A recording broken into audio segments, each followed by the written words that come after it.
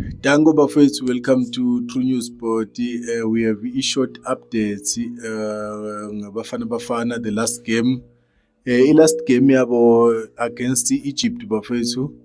It was great, but the problem awungazange bayinothise kakhulu. Okay, we understand defense it was very strong for Bafana Bafana.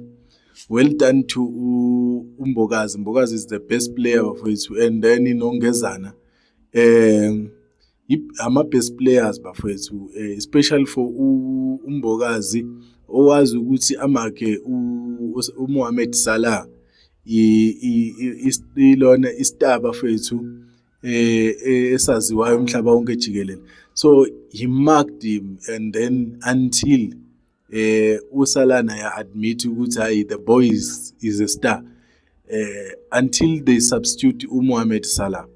Well done to Mbogazi bafethu. He's going far with his talent. And then bafethu, I want to say to Kaizer Chiefs supporters, as we are Kaizer Chiefs supporters bafethu, when we are supporting Bafana Bafana or we are commenting about Bafana Bafana, we are not only commenting because of we must not turn against Bafana Bafana because our players are not there.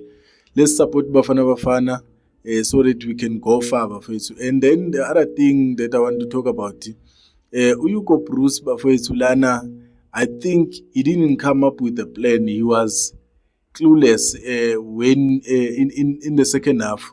Ngoba Egypt bafethu bese ina one man down. So in one man down, you have to press the opponent yakho. How do you press the opponent? You have to make sure that you bring abantu abane creativity, people that are quick, njengabo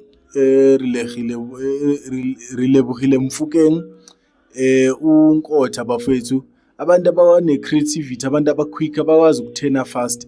I sacrifice Usiphombule is the best player, but in such games you have to bring someone like Relebohile Mofokeng so that alethe creativity. Relebohile Mofokeng, he can go through defenders, he can unlock defenders very quick because of he doesn't have weight too much njengosiphombule. Usiphombule ufuna mangabe udlala ne-opponent enama-defenders are slow.